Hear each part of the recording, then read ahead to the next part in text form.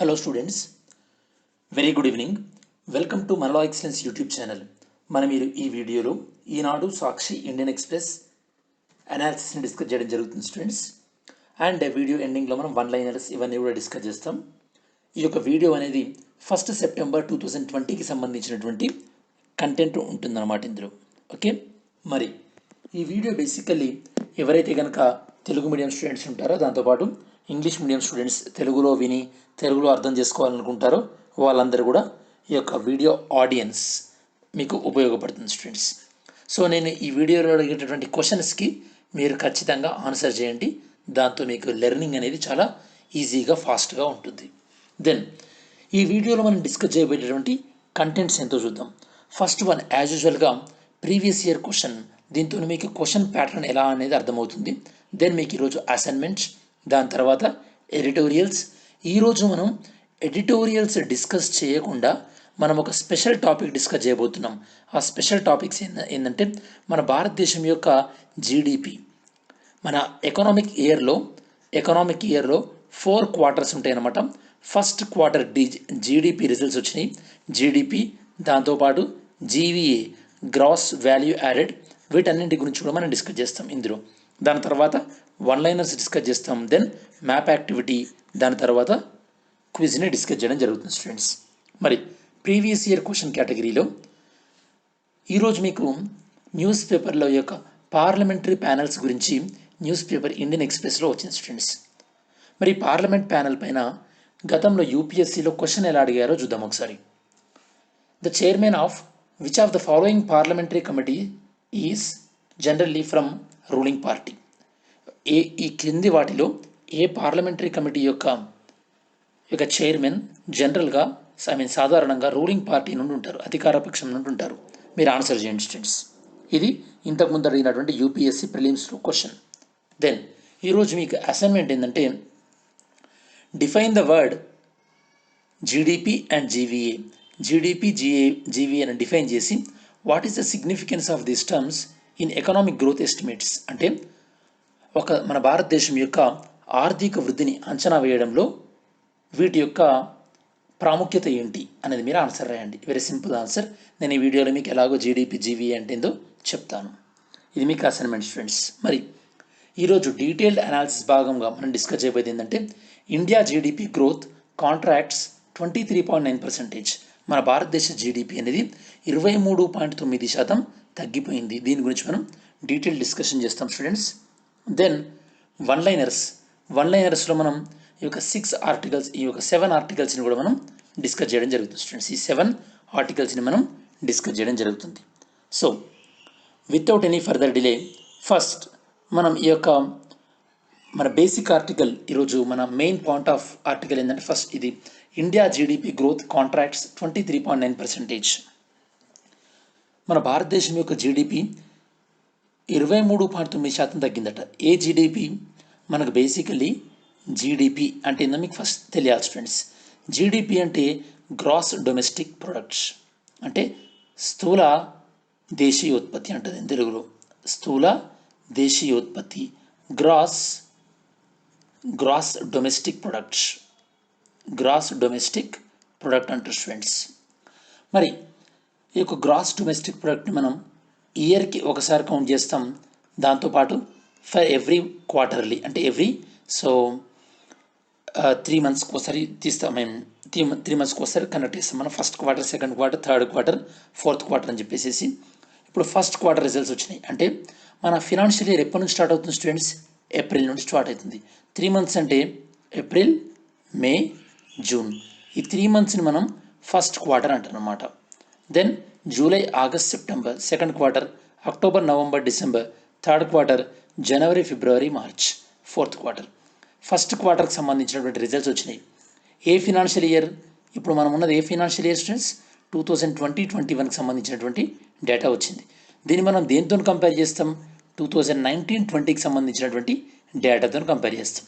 అంటే 2019-20లో ఆ ఇయర్లో ఫస్ట్ క్వార్టర్లో 100 రూపాయలు ఉంటే మన జీడిపి ఇప్పుడు ఎంత తగ్గిందట? 23.9% తగ్గింది. అంటే ఇప్పుడు రఫ్లీగా ఎంత ఉంటుంది స్టూడెంట్స్? ఈ యొక్క 76.1% అనమాట. అంటే లాస్ట్ ఇయర్ ఫస్ట్ క్వార్టర్లో 100 రూపాయలు ఉంటే మన భారతదేశ జీడిపి ఇప్పుడు 76 రూపాయలు ఉందన్నమాట. అంటే ఎంత తగ్గింది, ఎంత పర్సెంటేజ్ తగ్గింది, తగ్గిందంటే 23.9% తగ్గింది. అంటే ఇప్పుడు మీకు అర్థమైంది అనుకుంటా కదా స్టూడెంట్స్. ఇప్పుడు మనం ఈ యొక్క జీడిపి తగ్గింది ఫస్ట్ క్వార్టర్లో అంటే మీనింగ్ ఇదనమాట. దీన్ని ఇలా ఒక సంవత్సరానికి ఇలా ఇంకో సంవత్సరానికి మనం ఒక కంపేర్ చేసి చదివినట్టయితే దాన్ని మనం ఇయర్ ఆన్ ఇయర్ అనాలిసిస్ అంటారన్నమాట. ఒక సంవత్సరానికి ఇంకో సంవత్సరానికి కంపేర్ చేయడాన్ని మనం ఇయర్ ఆన్ ఇయర్ అనాలిసిస్ అంటుంటాం. మరి ఈ అనాలిసిస్ని చేసేది ఎవరు స్టూడెంట్స్? జనరల్గా ఈ అనాలిసిస్ని చేసేది ఎవరంటే సెంట్రల్ స్టాటిస్టికల్ ఆఫీస్. వాళ్ళు డేటా కలెక్ట్ చేస్తారు. దాని తర్వాత మరి దీన్ని కంపైల్ చేసి దీని యొక్క రిజల్ట్స్ డిక్లేర్ చేసేది ఎవరంటే ఈ యొక్క ఎన్ఎస్ఎస్ఓ స్టూడెంట్స్. ఎవరు స్టూడెంట్స్? ఎన్ఎస్ఎస్ఓ వాళ్ళు ఈ యొక్క రిజల్ట్స్ని డిక్లేర్ చేయడం జరుగుతుంది స్టూడెంట్స్.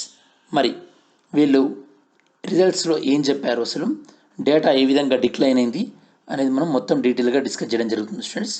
సో ఫస్ట్ మీకు ఇది అంతా అర్థం కావాలంటే మనం స్టార్టింగ్ చూద్దాం డీటెయిల్గా. ఇంట్రడక్షన్ చూసినట్టయితే కనుక ఫస్ట్ వన్ ఈ యొక్క ఈ న్యూస్ అనేది మనకి ఆర్టికల్లో న్యూస్ పేపర్లో ఎక్కడ వచ్చిందో చూద్దాం. First one news article. ఇది స్టూడెంట్స్ ఇండియన్ ఎక్స్ప్రెస్లో ఇది మనకు కవర్ అయింది. -23.9% అనేది కవర్ అయింది. ఎవరిచ్చారు? నేషనల్ స్టాటిస్టికల్ ఆఫీస్ వాళ్ళు డేటాను రిలీజ్ చేయడం జరిగింది, ఎన్ఎస్ఓ. మరి ఎన్ఎస్ఓ వాళ్ళు ఏ మంత్రిత్వ శాఖ పరిధిలో పనిచేస్తారు? MoSPI, ministry of statistics and programme implementation, ఈ మంత్రిత్వ శాఖలో పనిచేస్తుంటారు. ఇవన్నీ కూడా మనకి ఎగ్జామినేషన్ పాయింట్ ఆఫ్ వ్యూలో చాలా ఇంపార్టెంట్ స్టూడెంట్స్. ఓకే, దెన్ ఇది కూడా ఈరోజు మనకి ఇండియన్ ఎక్స్ప్రెస్లో వచ్చినటువంటి ఆర్టికల్ స్టూడెంట్స్. మరి ఫస్ట్ వన్ ఈ కంప్లీట్ అనాలిసిస్లో మన యొక్క లెసన్ ప్లాన్ ఏంటంటే ఫస్ట్ ఒక కోవిడ్ వచ్చినటువంటి ఈ సందర్భంలో ప్రపంచవ్యాప్తంగా వివిధ దేశాల యొక్క జీడిపి ట్రెండ్ ఏ విధంగా ఉందో మనం చూద్దాం ఫస్ట్ వన్. దాని తర్వాత మన భారతదేశంలో నెగిటివ్ జీడిపి వచ్చింది కదా దాని గురించి. దాని తర్వాత గతంలో ఎప్పుడు వచ్చినాయి హిస్టారికల్ ట్రెండ్స్, అంటే గత చరిత్రలో ఇప్పటి వరకు మన భారతదేశ జీడిపి ఇలా నెగిటివ్లోకి ఎప్పుడు వచ్చిందో మనం డిస్కస్ చేస్తాం. దాని తర్వాత జీడిపికి జీవీఏకి డిఫరెన్స్ ఏంది, దాని తర్వాత ఈ యొక్క డేటాలో ఏ రంగం ఏ విధంగా వృద్ధి సాధించింది, ఏ రంగం ఏ విధంగా ఈ యొక్క నెగిటివ్ వృద్ధి ఉంది అనేది మనం డిస్కస్ చేస్తాం. దాని తర్వాత ఒక ఆర్థిక వ్యవస్థకి ప్రధానంగా కావాల్సినటువంటి ఈ యొక్క గ్రోత్ ఇంజన్ అంటే ఈ యొక్క వృద్ధి కారకాలు ఏంటి ప్రధానంగా. దాని తర్వాత ఫిస్కల్ డెఫిసిట్ ద్రవ్యలోతు అంటే ఏంది. దాని తర్వాత ఈ యొక్క మన భారతదేశం విషయంలో quantitative easing and helicopter money వీటి యొక్క ప్రాముఖ్యత ఏంటి, ఇవన్నీ కూడా మనం డిస్కస్ చేయడం జరుగుతుంది స్టూడెంట్స్. జాగ్రత్త వినండి ఆర్టికల్. సో ఫస్ట్ వన్, మరి మనం జీడిపి ట్రెండ్ అనేది ప్రపంచ దేశాల్లో ఏ విధంగా ఉందంటే ప్రపంచ దేశాల్లో కూడా జీడిపి నెగిటివ్లోకి వెళ్ళింది. కాకపోతే మన భారతదేశంలో జీడిపి ఎంతైతే నెగిటివ్ నమోదు చేసిందో ఇంత నెగిటివ్గా వేరే దేశాల్లో లేదనమాట. ఇక్కడ మనం చూసినట్టయితే కనుక యూకే అంత వరస్ట్గా కరోనా వల్ల ఎఫెక్ట్ అయినప్పటికీ కూడా యూకే జీడిపి -20% తగ్గింది. వేరే దేశాల్లో అయితే కనుక చూస్తుండొచ్చు యుఎస్ -9.5,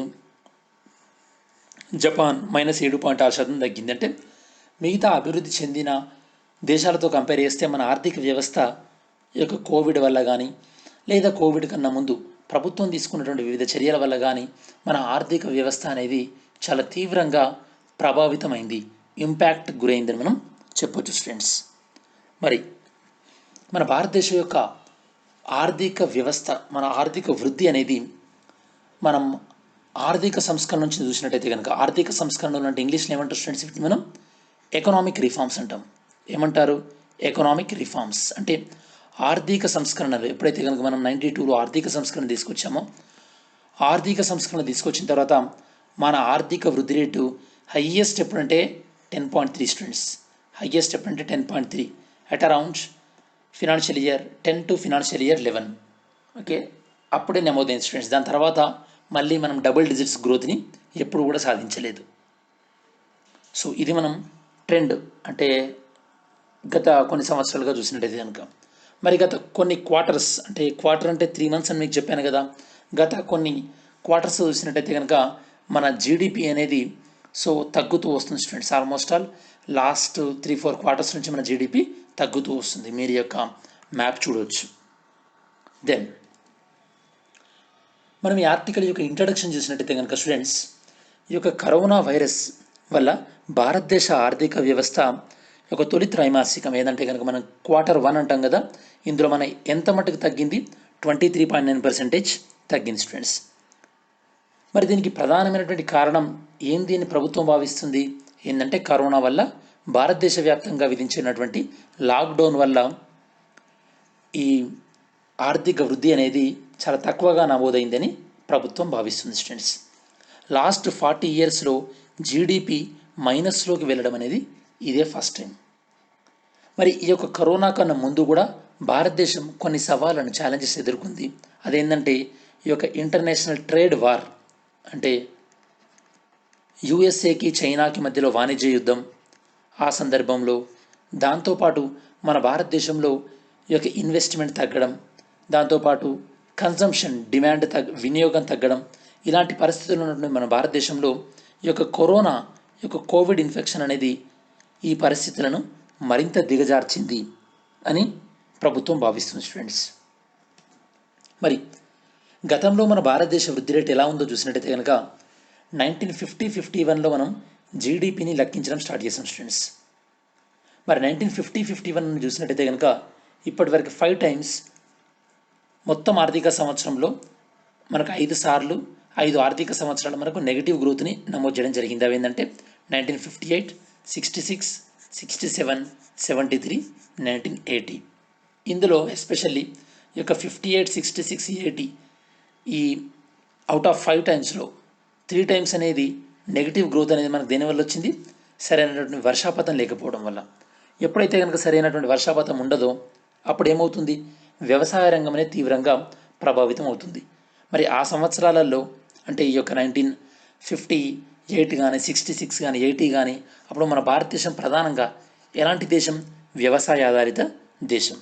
మరి ఈసారి లెక్కల్లో అన్ని రంగాలు తీవ్రంగా దెబ్బతిన్నప్పటికీ కూడా వ్యవసాయ రంగం మాత్రం ఈ యొక్క పాజిటివ్ గ్రోత్ నమోదు చేయడం జరిగింది.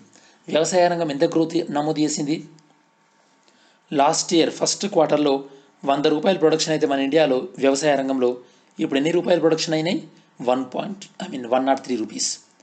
ఓకే, అంటే 3.1% మన జీడిపి అనేది పెరిగింది స్టూడెంట్స్. దీనికి పలు రకాల కారణాలు ఉన్నాయి. ఒకటి ఫేవరబుల్ మాన్సూన్స్, దాంతోపాటు ఈ యొక్క ప్రాజెక్ట్స్ అన్ని నిండడం వల్ల, దాంతోపాటు ఈ యొక్క సీడ్ అవైలబిలిటీ, విత్తనాల అవైలబిలిటీ, ఇవన్నీ కూడా పెద్ద ఎత్తున ఈ యొక్క FCI అనేది రాష్ట్రాల వద్ద నుంచి ఈ యొక్క ధాన్యాలను కొనడం, ఇలాంటి వాటి వల్ల ఏంటంటే వ్యవసాయ రంగం అనేది వృద్ధి చెందిందని మనం చెప్పవచ్చు ఫ్రెండ్స్. మరి ఇప్పుడు మనం ఈ ఫస్ట్ క్వార్టర్లో ఏ రంగాలలో నెగిటివ్ గ్రోత్ నమోదైందో కొన్ని ఇంపార్టెంట్ సెక్టార్ చూద్దాం. First one mining sector. 2019-20 first క్వార్టర్లో 2.6 గ్రోత్ ఉంటే ఇప్పుడు -15కి పడిపోయింది. ఎక్కువ ఎఫెక్ట్ అయింది ఏంది స్టూడెంట్స్? ఇక్కడ -94.1 ఏంటది? ఎయిర్పోర్ట్స్, అఫ్కోర్స్ లాక్డౌన్ వల్ల. నెక్స్ట్ -84 కమర్షియల్ వెహికల్ సేల్స్, ఎందుకంటే లాక్డౌన్ వల్ల ఎవరు వెహికల్స్ కొనలేదు. -56.8 స్టీల్, దాని తర్వాత సిమెంట్ -38. ఈ విధంగా ఈ రంగాలన్నీ కూడా తీవ్రమైనటువంటి ప్రభావానికి లోనైనవి. ఇక్కడ మీరు బాగా గుర్తుపెట్టుకోవాలి ఫ్రెండ్స్, ఇప్పుడు మనం ఏవైతే కనుక రంగాలు డిస్కస్ చేసినామో ఇవన్నీ కూడా ఈ యొక్క ఆర్థిక వ్యవస్థలో కొత్తగా ఉద్యోగాలు సృష్టించినటువంటి రంగాలు.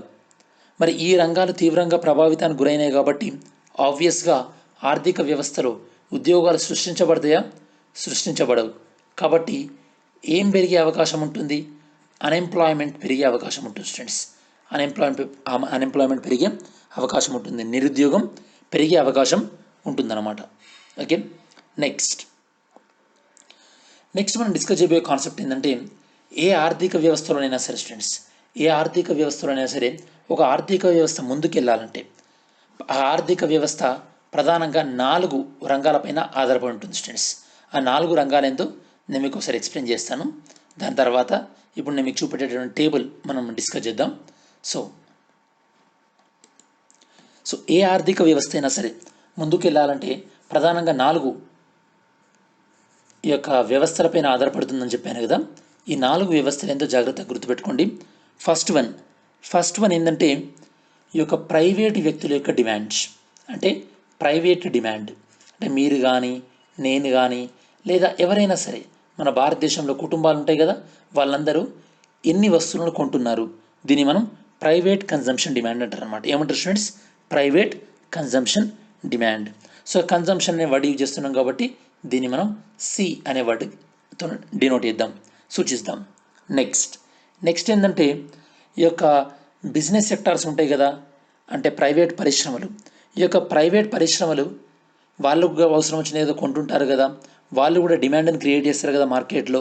So next one private enterprises లేదా ప్రైవేట్ కంపెనీస్, వీళ్ళు ఎలా గ్రోత్ అవుతున్నారు, దీన్ని బట్టి కూడా ఆర్థిక వ్యవస్థ ముందుకెళ్తుంది. దీన్ని మనం సో ఇన్వెస్ట్మెంట్స్ ఐ అనొచ్చు. ఎందుకంటే ప్రైవేట్ కంపెనీస్ బాగుంటే అవి ఏం చేస్తాయి స్టూడెంట్స్? అవి ఇన్వెస్ట్మెంట్ ఎక్కువ చేస్తాయి. ఎందుకు? వాటి యొక్క సేల్స్ బాగుంటాయి కనుక. సో నెక్స్ట్ సెకండ్ వన్ ఇదనమాట. అంటే ఇప్పుడు నేను మీకు చెప్తుంది ఏంటంటే ఒక దేశ ఆర్థిక వ్యవస్థని ప్రధానంగా ముందుండి నడిపించేది ఏంటంటే ఫస్ట్ వన్ వ్యక్తుల యొక్క కన్జంప్షన్, వ్యక్తుల యొక్క డిమాండ్, వస్తువులను కొంటాం. సెకండ్ వ్యక్తులు కాకుండా కంపెనీలు. థర్డ్ వన్ ఏంటంటే గవర్నమెంట్ యొక్క డిమాండ్, గవర్నమెంట్ ద్వారా. అంటే గవర్నమెంట్ యొక్క ఏదైనా ప్రాజెక్టు కట్టడం కానీ వీటి వల్ల ఎంప్లాయ్మెంట్ క్రియేట్ చేస్తుంది కదా, ఇది ప్రభుత్వం ద్వారా కల్పించబడేటటువంటి ఈ యొక్క డిమాండ్ అనమాట. దీన్ని మనం గవర్నమెంట్ కాబట్టి జీ అని అనవచ్చు. దెన్ ఇక నెక్స్ట్ ఏంటంటే ఒక ఆర్థిక వ్యవస్థను ముందుకు నడిపేది ఆర్థిక వ్యవస్థలోని ఎక్స్పోర్ట్స్కి ఇంపోర్ట్స్కి మధ్యలో ఉన్నటువంటి డిఫరెన్స్. దీన్నే మనం నెట్ ఎక్స్పోర్ట్స్ అంటాం. NX net exports. అంటే మీకు స్థూలంగా చెప్పాలంటే ఒక దేశం యొక్క జీడిపి దేనిపైన డిపెండ్ అయి ఉంటుంది? ప్రైవేట్ కన్జంప్షన్, వ్యక్తుల యొక్క డిమాండ్, దాని తర్వాత ప్రైవేట్ కంపెనీల యొక్క డిమాండ్, దాని తర్వాత గవర్నమెంట్ యొక్క డిమాండ్, దాని తర్వాత ఈ యొక్క సో ఎగుమతులు దిగుమతులపైన ఆధారపడి ఉంటుంది. ఇది స్టూడెంట్స్ ఒక దేశం యొక్క జీడిపిని ప్రభావితం చేసే ఫ్యాక్టర్స్. మరి ఈ యొక్క Q1లో డేటా వచ్చింది కదా, ఈ డేటాలో మరి ఈ యొక్క 4 గ్రోత్ ఇంజన్స్ వీటి యొక్క పర్ఫార్మెన్స్ ఏ విధంగా ఉందో చూద్దాం students. First one private consumption, వ్యక్తుల యొక్క వినియోగం. ఇది లాస్ట్ ఇయర్ 19 లక్షల కోట్లు ఉంటే కనుక 19 లక్షల కోట్లు, ఈసారి ఎంత ఉంది స్టూడెంట్స్? 14 లక్షల కోట్లు మాత్రమే ఉంది. అంటే ఎంత నెగిటివ్లో ఉంది? -27% తగ్గిపోయింది. నెక్స్ట్ కంపెనీల యొక్క ఖర్చు, కంపెనీల యొక్క ఇన్వెస్ట్మెంట్, ప్రైవేట్ కంపెనీస్. ఎందుకంటే వీళ్ళు ఎక్కువ ఇన్వెస్ట్మెంట్ పెడితే ఎక్కువ మందికి ఎంప్లాయ్మెంట్ ఇస్తారు, ఎక్కువ మంది ఎంప్లాయ్మెంట్ ఇస్తే వాళ్ళకి శాలరీస్ వస్తాయి, వాళ్ళకి శాలరీస్ వస్తే సేవింగ్స్ పెరుగుతుంది, సేవింగ్స్ పెరిగితే వాటిని ఖర్చు చేస్తారు. కాబట్టి ప్రైవేట్ కంపెనీల యొక్క ఇన్వెస్ట్మెంట్ ఇది గతంలో 11 లక్షల కోట్లు ఉంటే కనుక ఇప్పుడు 5 లక్షలకు 6 లక్షల కోట్లకు చేరింది ఆల్మోస్ట్ ఆల్. అంటే ఎంత తగ్గింది స్టూడెంట్స్? -47% తగ్గింది. అంటే ఒక దేశ ఆర్థిక వ్యవస్థలో ఎస్పెషల్లీ మన భారతదేశ ఆర్థిక వ్యవస్థలో, దాంతోపాటు మన భారతదేశ ఆర్థిక వ్యవస్థలోని మొత్తం జీడిపిలో 88% జీడిపి అయినటువంటి ప్రైవేట్ వ్యక్తుల కొనుగోలు, కంపెనీల కొనుగోలు ఆల్మోస్ట్ ఆల్ ఎంత దారుణంగా తగ్గిపోయిందో మనం చూస్తున్నాం స్టూడెంట్స్. దాంతోపాటు సో గవర్నమెంట్ గతంలో ఎంత ఎక్స్పెండిచర్ చేసిన స్టూడెంట్స్? ఈ యొక్క 4 లక్షల కోట్లు ఎక్స్పెండిచర్ చేస్తే 4,18,000 కోట్లు ఇప్పుడు 4,86,000 కోట్లు, అంటే 16% పెరిగింది. చూద్దాం ఇలా పెరిగింది మంచిదే అని చెప్పేసి. నెక్స్ట్ గతంలో మనకి ఎక్స్పోర్ట్స్ కన్నా ఇంపోర్ట్స్ ఎక్కువ ఉండేవి, అందువల్ల మన యొక్క ఎక్స్పోర్ట్స్ నుంచి ఇంపోర్ట్స్ తీసేస్తే మనం ఎప్పుడు నెగిటివ్లోనే ఉండేవాళ్ళం. అంటే దీన్ని మనం ఏమంటామంటే ట్రేడ్ డెఫిసిట్ అంటారు అన్నమాట. ఓకే, ఈసారి మన దిగుమతుల కన్నా ఎగుమతులే ఎక్కువ ఉన్నాయి. ఎందుకు మన దిగుమతులు ఎందుకు తక్కువ ఉన్నాయి? మన ఇంపోర్ట్స్ ఎందుకు తక్కువ ఉన్నాయి? ఎందుకంటే లాక్డౌన్ వల్ల మనం ఆయిల్ని పెద్దగా దిగుమతి చేసుకోలేదు. కాబట్టి ఈసారి ఈ యొక్క ఎగుమతుల నుంచి దిగుమతులు తీసేస్తే మనం ఎగుమతులు చేసింది ఎక్కువ ఉంది కాబట్టి ఇది మనకి నెట్ చేంజ్ అనమాట. 165%, అంటే ఇంత పర్సంటేజ్ పెరిగింది. మరి ఈ సందర్భంలో మనకు అర్థం కావాలంటే ఏంటంటే ఇప్పుడు ఫస్ట్ వన్ ప్రైవేట్ వ్యక్తులు ఖర్చు చేయట్లేదు. ఎందుకు? వాళ్ళ జాబులు ఉంటాయో ఉండేవో తెలియదు, మళ్ళీ సేవింగ్స్ ఉంటాయో ఉండేవో తెలియదు, కాబట్టి వాళ్ళు ఖర్చు చేయట్లేదు. దాంతోపాటు బిజినెస్లు కూడా ఇన్వెస్ట్ చేయట్లేదు, అందువల్ల సెకండ్ ఇది కూడా తక్కువ ఉంది. ఇప్పుడు ప్రభుత్వం వీళ్ళిద్దరిని అయితే కనుక ఒత్తిడి చేయలేదు కదా, మీరు బాగా ఖర్చు పెట్టండి అని వ్యక్తులకు చెప్పడం కానీ, లేదా కంపెనీలకు మీరు బాగా ఎక్కువ ఎస్టాబ్లిష్ చేయండి, కంపెనీలు ఎక్కువ బ్రాంచ్లు పెట్టండి అని ప్రభుత్వం చెప్పలేదు కదా. మరి ప్రభుత్వం దగ్గర కంట్రోల్ ఏముంది? పోనీ ఇంపోర్ట్స్ ఎక్స్పోర్ట్స్ కూడా పెద్ద కంట్రోల్ లేదు, ఎందుకంటే ప్రపంచంలో డిమాండ్ ఉంటే మన ఎక్స్పోర్ట్స్ అనేవి వెళ్తుంటాయి. మరి ప్రభుత్వం దగ్గర కంట్రోల్ ఉంది కేవలం ఏంది స్టూడెంట్స్? ఈ యొక్క expenditure done by the government. మరి ఈ సందర్భంలో గవర్నమెంట్ ఏం చేయాలి? గవర్నమెంట్ తన ఖర్చు పెట్టేదాన్ని పెంచాలి. ఏ విధంగా? రోడ్లను వేయడం ద్వారా కానీ, లేదా మన్రేగా, ఈ యొక్క Mahatma Gandhi national rural employment guarantee act ఉంటుంది కదా, దాని ద్వారా ఎక్కువ పని దినాలు కల్పించడం. ఈ విధంగా ప్రభుత్వం అనేది ఎక్కువ ఖర్చు చేయాలి. దానివల్ల ఆర్థిక వ్యవస్థని మళ్ళీ ఒక ఫ్రెష్ బూస్ట్ ఇచ్చినట్టు ఉంటుందన్నమాట ఆర్థిక వ్యవస్థకి. సో ఇప్పుడు ప్రభుత్వము సాధ్యమైనంత మట్టుకు ఖర్చు చేయాల్సినటువంటి అవసరం ఉంది. ఒకవేళ ప్రభుత్వం ఖర్చు చేయనట్టయితే కనుక ఆర్థిక వ్యవస్థ తిరిగి కోలుకోవడానికి చాలా సమయం పడుతుంది స్టూడెంట్స్.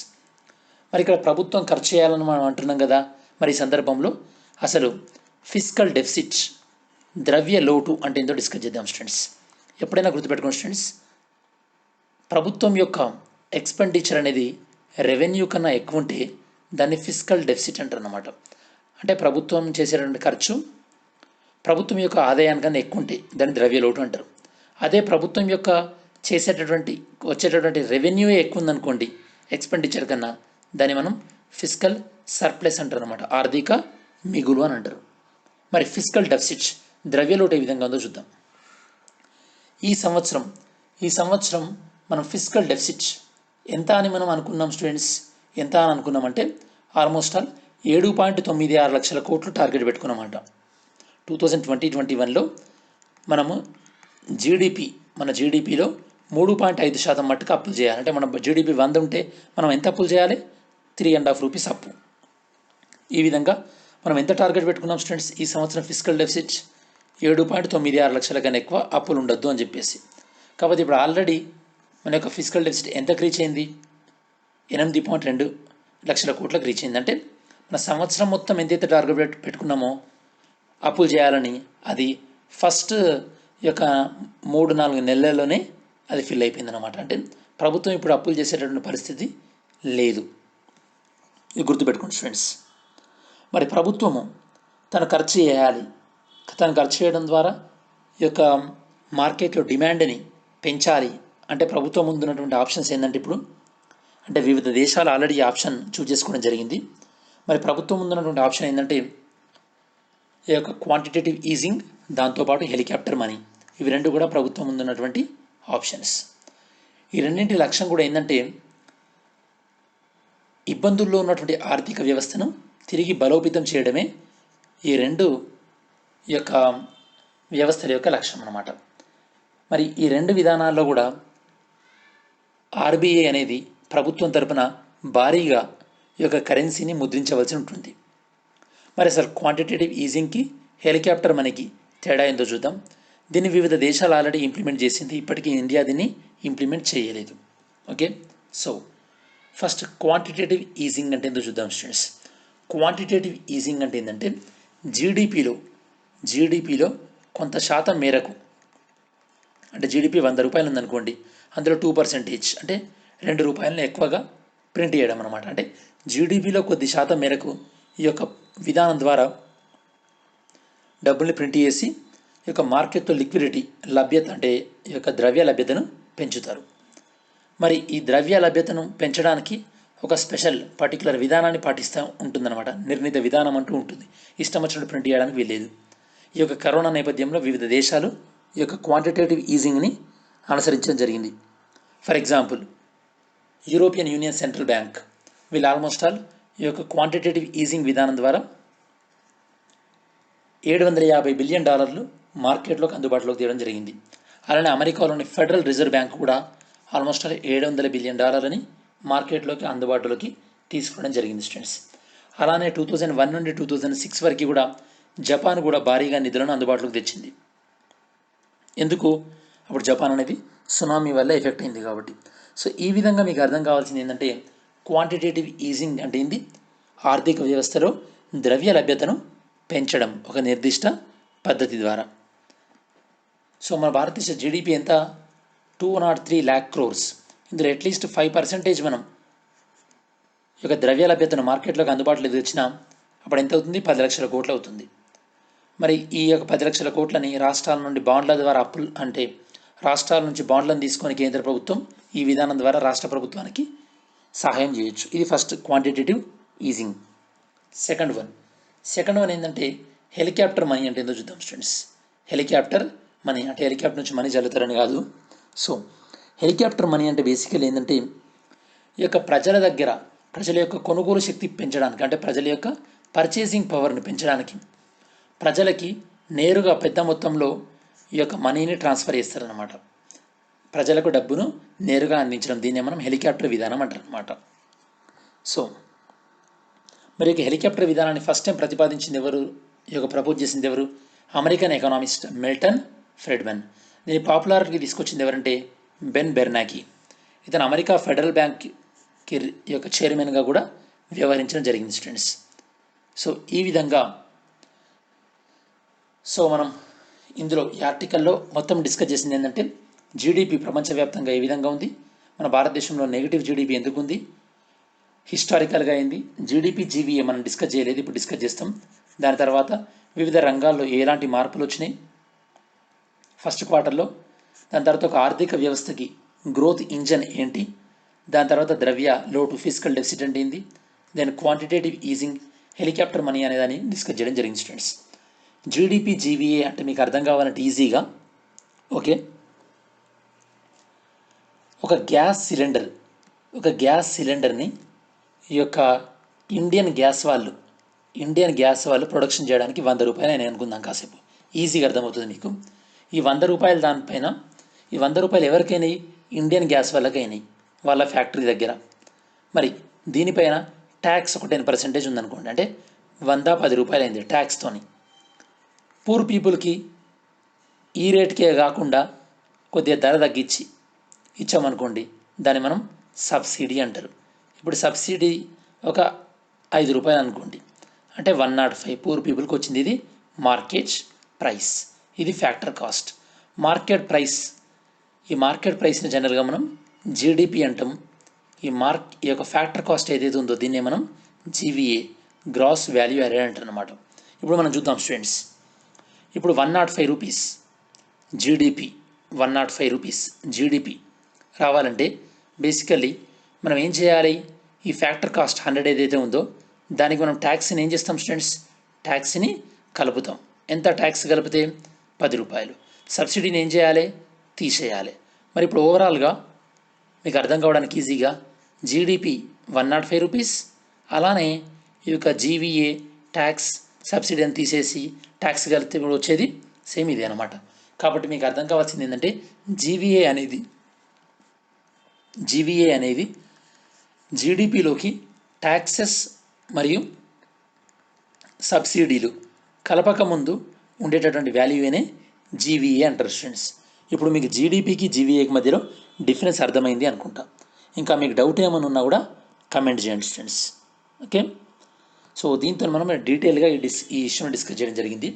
నెక్స్ట్ వన్ లైనర్స్ ఎంత చూద్దాం స్టూడెంట్స్. ఫస్ట్ వన్ రిజర్వేషన్ గురించి సంబంధించి స్టూడెంట్స్. సో ఇదేంటంటే బేసికల్లీ ఎవరైతే కనుక డాక్టర్స్ యొక్క గవర్నమెంట్ హాస్పిటల్లో పనిచేస్తారో, దాంతోపాటు గ్రామీణ స్థాయిలో రూరల్ ఏరియాలో పనిచేస్తారో వాళ్ళకి ఇదివరకు పీజీ ఎంట్రన్స్లో వాళ్ళకి రిజర్వేషన్ ఉండేది. ఆ రిజర్వేషన్ని నీట్ ఎగ్జామ్స్ స్టార్ట్ చేసిన తర్వాత తీసేయడం జరిగింది. ఆ రిజర్వేషన్లు ఉంటే బాగుంటుంది, దాని ద్వారా కొంతమంది గ్రామాల్లో సర్వే చేస్తారని చెప్పేసి కొంతమంది సుప్రీంకోర్టును ఆశ్రయించడం జరిగింది. అప్పుడు సుప్రీంకోర్టు ఏం చెప్పిందంటే ఈ విధంగా రిజర్వేషన్ల విషయంలో ఈ యొక్క MCA medical council of India జోక్యం చేసుకోవడానికి వెళ్ళేది, ఇది ఖచ్చితంగా రాష్ట్రాలకు చెందినటువంటి హక్కులే అని చెప్పిందనమాట. Okay, so government hospitals rural ఏరియాలో ఎవరైతే కనుక వైద్య సేవలు అందిస్తున్నారో వాళ్ళకి పీజీ మెడికల్ కోర్సుల్లో రిజర్వేషన్ ఇచ్చే అధికారం రాష్ట్రాలకు మాత్రమే ఉంటుంది, ఇందులో MCA జోక్యం చేసుకోవడానికి వీలేదని సుప్రీంకోర్టు చెప్పింది స్టూడెంట్స్. మరి MCA యొక్క ప్రధానమైనటువంటి విధి ఏంది? దేశంలో వైద్య విద్య ఎలా ఉంది, సరిగ్గా క్వాలిటీ స్టాండర్డ్స్ ఉన్నాయా లేదా, వీటి విషయంలో MCA అనేది చూసుకోవాలి. ఓకే, సో మరి MCA వైద్య విద్యకు సంబంధించినటువంటి అడ్మిషన్లు ఎప్పుడు సవరించింది? 2000లో సవరించడం జరిగింది స్టూడెంట్స్. దీని ప్రకారం ఏం చేసింది MCA? 50% నీట్ ద్వారా ఫిల్ చేస్తాం, నీట్ ఎగ్జామ్ ద్వారా 50%ని రాష్ట్రాలు ఫిల్ చేసుకోవచ్చని చెప్పింది. అలా చెప్తూ ఇలా గ్రామాల్లో సర్వే చేసిన వాళ్ళకి, గవర్నమెంట్ హాస్పిటల్లో సర్వే చేసిన వాళ్ళకి ఎలాంటి రిజర్వేషన్ ఇవ్వలేదన్నమాట. ఇప్పుడు అదే కాంట్రవర్సీ సుప్రీంకోర్టు ఏం చెప్పింది, ఆ రిజర్వేషన్ రాష్ట్రాల పరిధిలో ఉంటుందని సుప్రీంకోర్టు చెప్పింది స్టూడెంట్స్. ఓకే, సో మీరు ఈ కంటెంట్ని ఇందులో చెక్ చేయొచ్చు. సుప్రీంకోర్టు ఇంకేం చెప్పిందంటే ఈ ఎడ్యుకేషన్ అనేది బేసికల్లీ ఏ లిస్ట్లో ఉంటుంది స్టూడెంట్స్, మీరే ఆన్సర్ చేయాలి స్టూడెంట్స్. ఎడ్యుకేషన్ అనేది ఏ లిస్ట్లో ఉంటుంది, ఆన్సర్ చేయండి. Okay, next second one, Rashtriya Khel Protsahan Puraskar. అసలు ఈ ఖేల్ ప్రోత్సాహన్ పురస్కార్ ఎవరికి ఇస్తారు?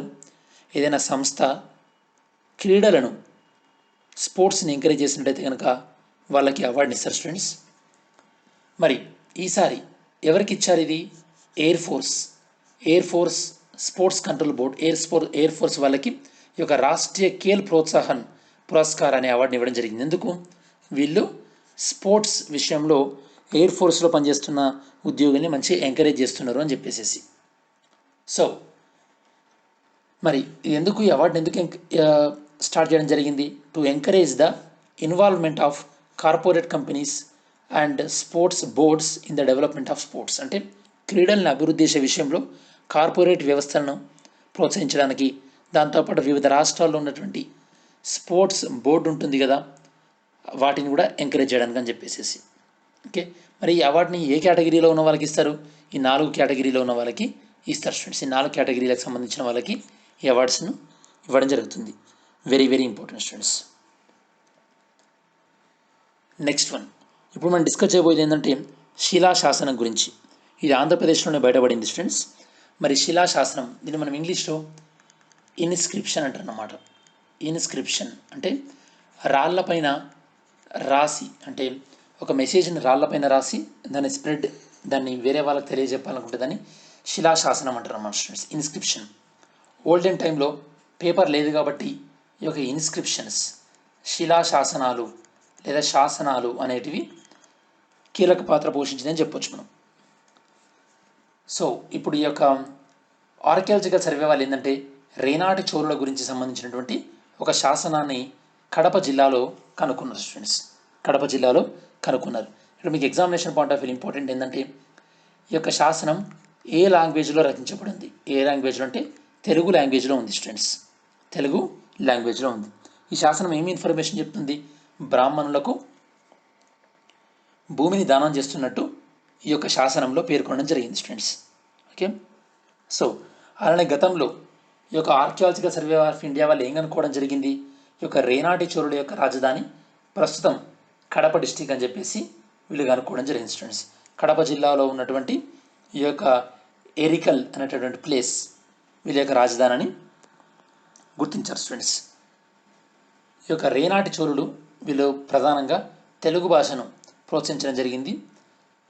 సో ఇందులో ఫస్ట్ జనరేషన్లో ఫేమస్ రూలర్ ఎవరంటే నందివర్మన్. మరి యొక్క రేనాటి చోళులు ఎవరికి సామంతులుగా ఉండేవాళ్ళు? చోళా డినాస్టీకి సామంతులుగా ఉండేవాళ్ళు.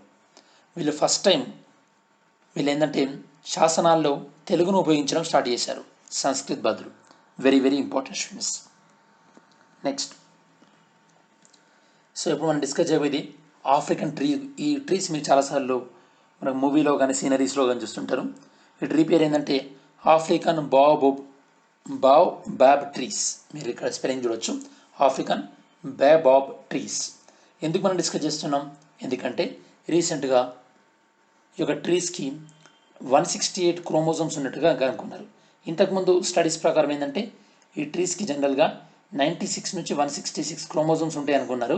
కాకపోతే కొత్తగా అనుకున్నది ఏంటంటే ఈ చెట్టులో ఉన్నటువంటి మొత్తం క్రోమోజోమ్స్, అంటే ఒక కణంలో, సెల్లో ఈ యొక్క డిఎన్ఏలో ఉన్నటువంటి మొత్తం సో ఓవరాల్గా క్రోమోజోమ్స్ ఏంటంటే 168 అని కనుక్కోవడం జరిగింది స్టూడెంట్స్. దీనివల్ల ఏమవుతుంది?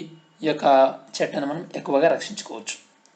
జనరల్గా ఇవి ఎక్కడ ఉంటాయంటే ఆఫ్రికాలోని గ్రాస్ ల్యాండ్స్ ప్రాంతాల్లో ఇవి ఎక్కువగా ఉంటాయి students. Fifth one, Onam festival. Very brief information చూద్దాం. ఓనం ఫెస్టివల్ కేరళకు సంబంధించింది. కేరళకు సంబంధించిన ప్రధానంగా 3 ఫెస్టివల్స్ స్టూడెంట్స్.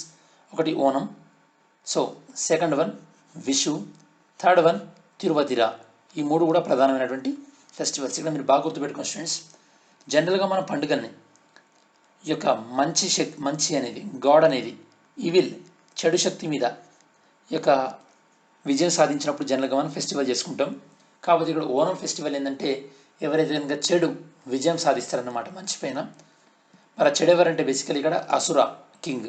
అతను తిరిగి తన సామ్రాజ్యానికి వస్తాడు.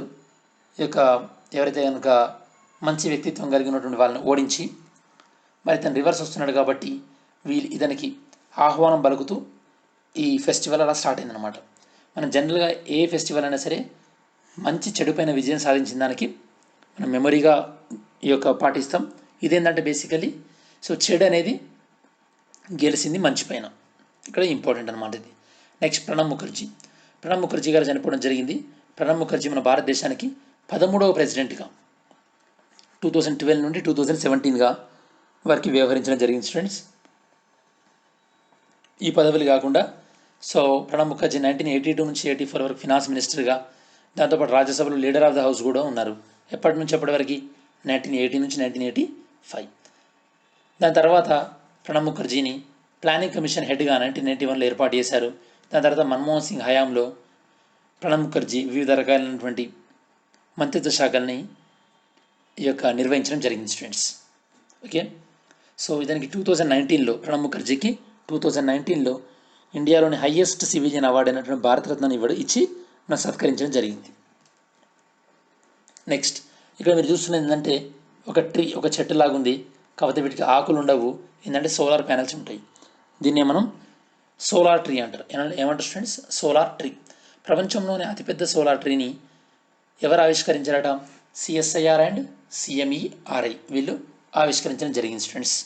మరి CMERI అంటే ఏంటంటే central mechanical engineering research institute ఇదన్నమాట CMERI. ఈ జనరల్గా ఈ యొక్క విద్యార్థుల్లో రీసెర్చ్ యాక్టివిటీస్ని ఎంకరేజ్ చేస్తుంటుంది ఈ యొక్క సెంటర్ అనేది. Okay, very very important students. ఇది CSIR గుర్తించినటువంటి ల్యాబ్స్లో కూడా ఇది ఒక రకమైనటువంటి ల్యాబ్ అన్నమాట. సో ఇవన్నీ కూడా మీరు గుర్తుపెట్టుకోవాల్సినటువంటి ఫ్యాక్ట్స్. ఓకే స్టూడెంట్స్, ఇది బేసికలీ మనం డీటెయిల్ డిస్కషన్ GDP GAVA గురించి చెప్పాను. దాంతోపాటు మీకు వన్ లైనర్ కూడా ఎక్స్ప్లెయిన్ చేయడం జరిగింది స్టూడెంట్స్. మ్యాప్ యాక్ట్ ఒకటి. లాస్ట్ టైం మిమ్మల్ని అడిగిన క్వశ్చన్ ఏంటంటే locate Arizona state and gulf of Bothnia. జాగ్రత్త చూడండి. ఆరిసన్ స్టేట్ అంటే జలసంధి. జనరల్గా ఇది ఏంటంటే బాల్టిక్ సముద్రాన్ని దాంతోపాటు అట్లాంటిక్ సముద్రాన్ని కలిపేటటువంటి జలసంధి అనమాట. ఇది దేన్ని కలుపుతుంది? స్వీడన్ని దాంతోపాటు డెన్మార్క్ని కలుపుతుంది. దాని తర్వాత గల్ఫ్ ఆఫ్ బోత్నియా అనేది ఏ దేశాల మధ్య ఉందని అడిగాను. ఏ దేశాల మధ్య ఉంది స్టూడెంట్స్? స్వీడన్, ఫిన్లాండ్ మధ్యలో ఉంది. సో ఇలా కొద్దిగా అసైన్మెంట్ చాలా యాక్టివ్గా ఉండి మీరు అసైన్మెంట్ చేయాలి స్టూడెంట్స్. ఈరోజు మ్యాప్ యాక్టివిటీ ఏంటంటే ఉక్రెయిన్, టర్కీ, రొమేనియా ఈ దేశాలలో ఏ దేశం బ్లాక్ సీ నల్ల సముద్రంతో ఈ యొక్క కాంట్రవర్సీని కలిగి ఉన్నాయి? ఆన్సర్ చేయండి స్టూడెంట్స్. నెక్స్ట్ ఈరోజు క్విజ్ ఏంటంటే నేషనల్ కమిషన్ పాపులేషన్ క్విజ్, నిన్నటి క్విజ్కి ఆన్సర్స్. ఈ యొక్క నేషనల్ కమిషన్ పాపులేషన్ ఏంటంటే ఏ సంవత్సరం వరకు ఈ యొక్క సెక్స్ రేషియో అనేది హయ్యెస్ట్గా ఉంటుంది, అంటే మహిళల జనాభా కూడా ఎక్కువగా ఉంటుంది. ఏ సంవత్సరం వరకు students? Answer is 2036. Second one Tenzing Norgay awards. దీనికి సంబంధించినటువంటి ఇన్కరెక్ట్ స్టేట్మెంట్ ఎంతో చూద్దాం. First one, it is the highest award for outstanding achievement in the field of adventure and land and air. Adventure విషయంలో. Second one, this award is equal to Rajiv Khel Ratna award. No students, it is not equal to Rajiv Khel Ratna awards. Rajiv Khel Ratna అనేది highest అన్నిటికన్నా. This award is given by president of India along with Arjuna awards. So answer is 1 and 3 students. Okay, so incorrect అడుగుతున్నారు కదా మనకి. Incorrect అయితే కనుక answer is B, correct అయితే కనుక A and C. Next రీసెంట్గా ఈ యొక్క బ్లాక్ సీ పరివాహక ప్రాంతంలో ఈ యొక్క న్యాచురల్ గ్యాస్ని కనుక్కున్నటువంటి దేశం ఏంటి? Turkey students. ఇది మీ గతంలో చెప్పాను. టర్కీ షిప్ అనేది సో ఈ యొక్క గ్రీస్కి దగ్గరగా వెళ్తుంది. వీళ్ళకి మధ్యలో కొన్ని డిఫరెన్సెస్ కూడా వచ్చాయని చెప్పేసి నేను మీకు ఎక్స్ప్లెయిన్ చేశాను. నెక్స్ట్ అటల్ బీమిత్ వ్యక్తి కళ్యాణ్ యోజన. దీనికి సంబంధించినటువంటి ఫస్ట్ వన్, ఒక వ్యక్తి తన జాబ్ని కోల్పోతే అతనికి ఇన్సూరెన్స్ ద్వారా అమౌంట్ ఇవ్వడం జరుగుతుంది. Right answer. దీన్ని ఇంప్లిమెంట్ చేస్తుంది ఏమంటే ESI, employment safety. Okay, so institution, ESI. మరి వీళ్ళు ఇంప్లిమెంట్ చేస్తారు. కాబట్టి ఇక్కడ ఇచ్చింది ఏంటంటే ఎవరు ఇంప్లిమెంట్ చేస్తారంటున్నారు? District mineral foundation. No students, wrong. So answer is only 1. Fifth one, రీసెంట్గా ఎలక్షన్ కమిషనర్గా అపాయింట్ అయినటువంటి వ్యక్తి ఎవరు? సో రీసెంట్గా ఎలక్షన్ కమిషన్ అపాయింట్ అయినటువంటి వ్యక్తి ఎవరంటే students? Rajiv Kumar. Answer is 3. Srisailam hydro electricity project ఏ రివర్ పైన ఉంది? ఇది మనకి ఈజీగా ఉంది, ఈజీగా ఆన్సర్ చేయొచ్చు. రివర్ కృష్ణ. నెక్స్ట్ వన్, ఇక్కడ ఉన్నటువంటి వాళ్ళలో ఎవరికి రాజీవ్ గెహ్లత్ అవార్డు రాలేదని మిమ్మల్ని అడుగుతున్నాను. ఎవరికి రాలేదంటే శశి మాలిక్ లేరు, మిగతా వాళ్ళందరూ కూడా రాజీవ్ గెహ్లత్ అవార్డు వచ్చినటువంటి వాళ్ళే. మరి ఈరోజు క్విజ్ ఏంటంటే నమత్ బాసీ స్కీమ్, ఈ యొక్క నమత్ బాసీ స్కీమ్కి సంబంధించినటువంటి రైట్ ఆన్సర్ ఎందుకు కామెంట్ చేయండి. సెకండ్ వన్, ఈ యొక్క national payment corporation of India ఎన్పిసిఐకి సంబంధించినటువంటి రైట్ ఆన్సర్ ఎందుకు కామెంట్ చేయండి. థర్డ్ వన్, ఈ యొక్క పినాకా మిసైల్స్ ఈ యొక్క వీటి గురించి కూడా రైట్ ఆన్సర్ ఎందుకు కామెంట్ చేయండి students. Fourth one, NSDC national skill development కార్పొరేషన్కి సంబంధించినటువంటి రైట్ ఆన్సర్ ఎందుకు పిక్ చేయండి.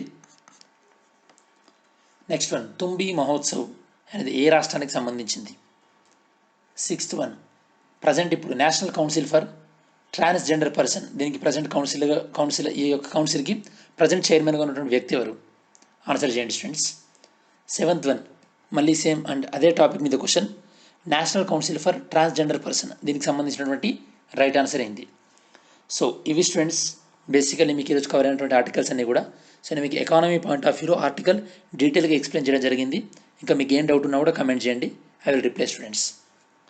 So thanks for watching this video students. ఈ వీడియో మీకు నచ్చినట్టయితే కనుక లైక్ చేయండి. సో మీ ఫ్రెండ్స్కి ఉపయోగపడుతుంది అనుకుంటే షేర్ చేయండి. దీనివల్ల ఏంటంటే కోచింగ్ తీసుకునేటటువంటి ఆర్థిక స్తోమత లేని వాళ్ళకు కూడా ఈ వీడియోలు ఉపయోగపడతాయి. కాబట్టి సాధ్యమైనంత ఎక్కువ మందికి షేర్ చేయడానికి ప్రయత్నించండి students. Okay, so thanks for watching this video. See you in next video.